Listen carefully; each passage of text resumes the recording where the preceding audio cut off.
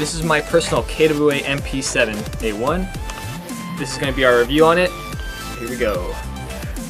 Alright, so I've had this thing for about 2 months now, and I've had quite an adventure with this thing, including lots of attachments, modifications I've done to it, and also some problems I've had with the gun. Alright, we're going to start with some of the attachments I have on this gun. Right here I have a tan Surefire replica flashlight.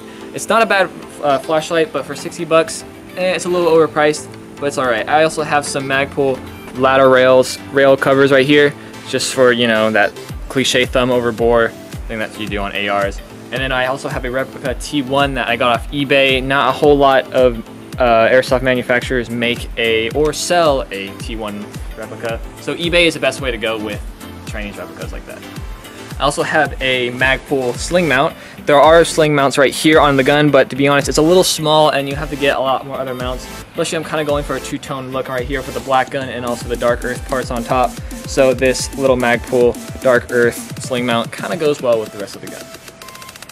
Okay, so the stock is originally a 2-position stock, but I've actually modified it so it's a 3-position, because to be honest, this is the original position that it comes with the gun, and it's a little too much out for me. So what I did is right here is I took a Dremel and just Dremeled that out, 2 nubs, and now it can be locked in place right there, and this is probably the best placement on the stock for me right here. Okay, so the MP7, it screams a CQB gun, but unfortunately the FPS on this thing is reaching around 380 to a staggering 400 FPS. CQB, that's impossible. So what KWA offers is a low power bolt that you can switch out, but why they don't include the CQB bolt in originally is kind of but to be honest, I play on a huge field and this thing rips on field play, so don't be afraid to take this thing out to long ranges. So the magazines, 40 rounds, which is the same as the actual MP7, and you also get these little engravings on it.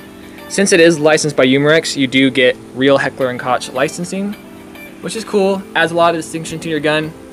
Okay, so you want to get a gun like this, a gas blowback. The thing is that these don't really cost that much. This thing costs about $250 brand new, but the thing is that's just the gun itself. You get 1 magazine, and what's going to kill you are these expensive ass magazines.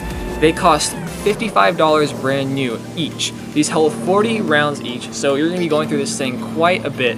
And the thing is that if you want to get a gun like this, it's going to cost around $400. So I highly suggest buying these used, because I mean, if you have the money, go for it. You can get as many mags as you want though, but I mean, if you're cheap, and it's going to be expensive to run, just letting you know.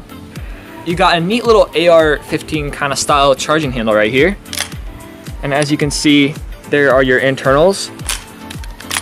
So pretty neat little function right here. It's ambidextrous, so you got your firing modes right here that can be switched from both sides.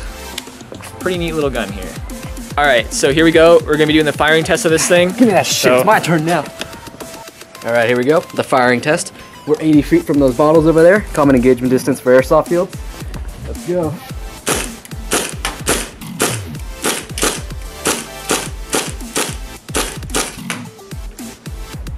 Now we're doing the full auto test.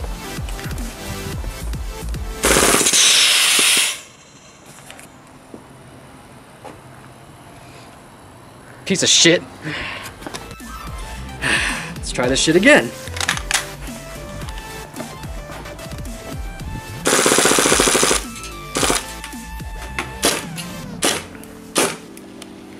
Okay, so once the gun locks back, you have the option to slide release it right here and on the right side too.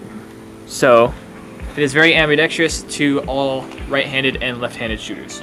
So what happened with this gun, probably the only problem I had with this thing that led to gas efficiency issues, was a broken nozzle. As you can see right here, I ordered the new part from KWA and replaced it pretty easily, but this is the result of before I replaced it.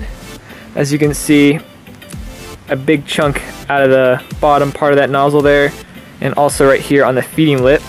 We'll get a little comparison right here. So it's good to have good maintenance on these guns. You will need to learn how to take this thing apart and lube it up and just maintain it in general, because there's no way that you can just run rounds through this thing and not be able to take it apart and maintain it.